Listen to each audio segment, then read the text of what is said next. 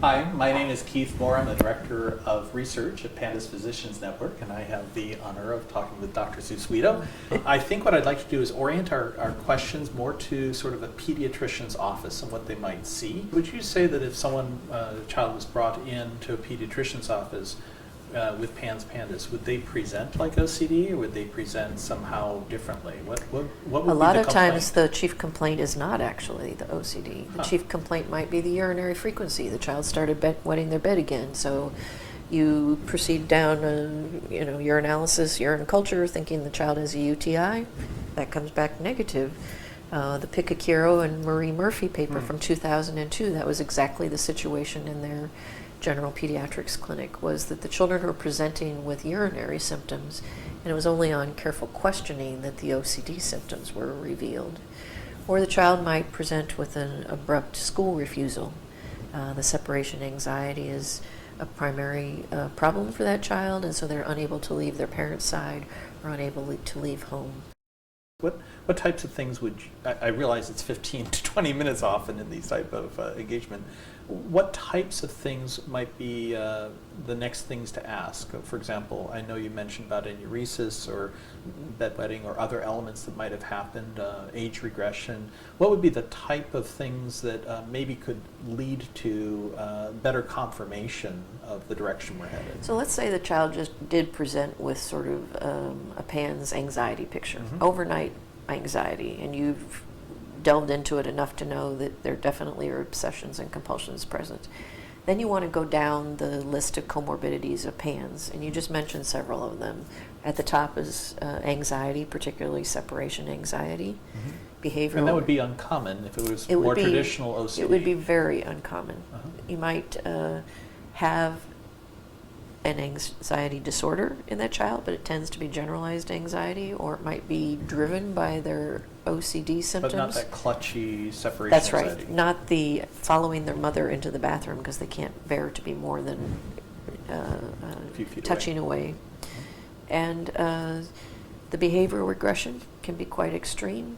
It's present in about 90% of the patients, not usually to the point where they're crawling again and talking baby talk, but they might forget math facts that they knew just a few days before. That gets us into the third criterion, sort of the concentration difficulties, working memory problems, visual spatial skills deficits, so maybe ask the mother if the handwriting has changed. I think one of the questions we all would like to know is how have people turned out from this? So maybe not just the diagnostics, but how have patients been doing, and perhaps maybe a comment on maybe more the moderate and severe cases. Which is the ones we saw at the NIH 20 years ago. I'm sure that's true. You had to be pretty sick to be willing to come to see us at the NIH. Yeah, especially in winter. Yes, and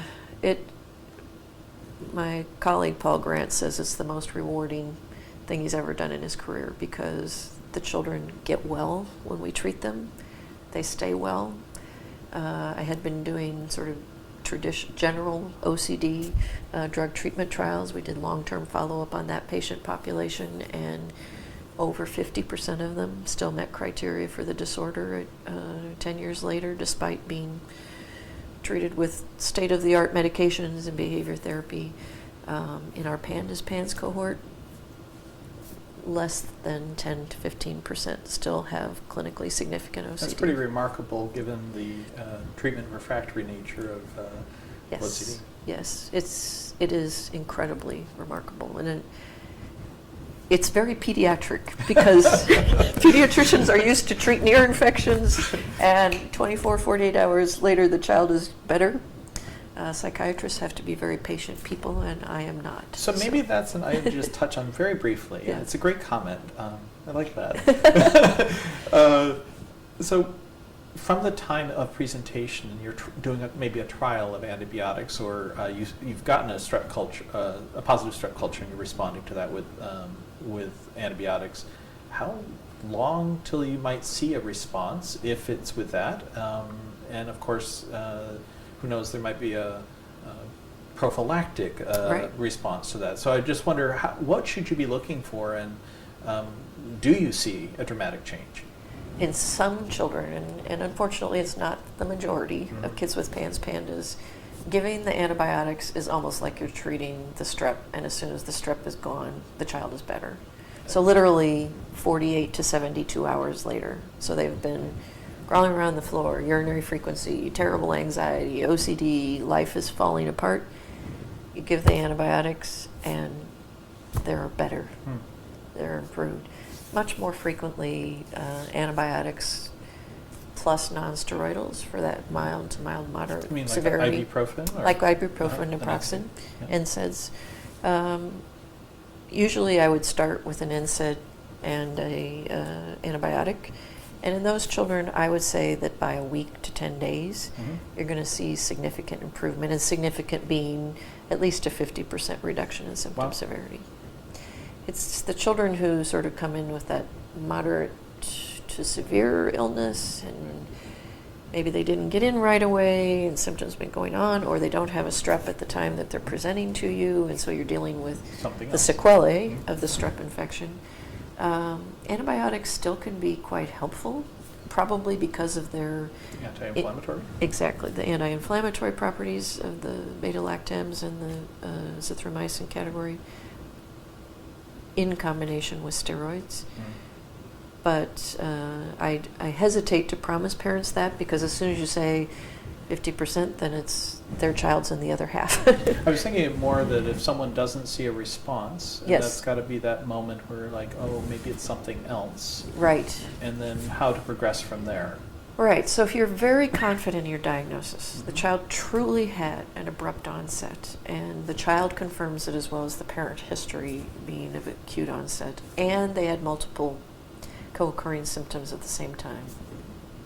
They don't respond to antibiotics, they don't respond to non-steroidals, then I would try a course of steroids. If it's a moderately ill child, I would definitely get them started working towards getting IVIG treatment. The combination of non-steroidals plus IVIG or steroids plus IVIG seems to work better than either of them alone. That life-threatening case that you probably have had to stick in the hospital either to keep them from trying to kill themselves or for tube feedings and IV rehydration, that child, I would be calling one of the national PANDAS centers. And it seems like that's a really key element, is finding someone to advise at that point. There is. And so on our site, we certainly have a place that people can get a registry. I'm sure the NIMH also provides links, or at least some consulting in this space. Yes, and I think currently the center that's accepting patients from all over the country is the University of Arizona at Tucson. Excellent. So they're a great resource, but your site as well as the NIMH site lists all of the consortium members. I would definitely try to get an academic center that's treating PANDAS patients. We aren't so much exclusionary as we are just able to ask that everybody follows the guidelines, and since they wrote them, they're happy to follow them. I've asked a number of questions, and I'm sure there are more. Is there anything that you want to make sure to maybe say that I didn't ask, but you'd like to make a comment on, now that we've gone through this part? I think the only thing I really want to make sure that pediatricians take from this is that if a child has an abrupt behavioral disorder, it's got a cause, and you have an obligation to try and figure out what that is.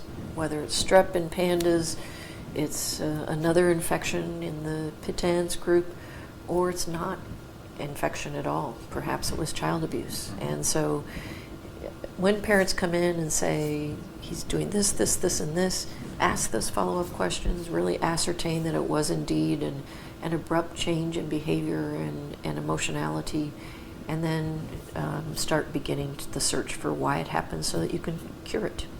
Well, I want to thank you for all you have done in both PANS and PANDAS, and for your time today and for your webinar. Really appreciate it. And thank you all, and I'll conclude it for today. Thank you.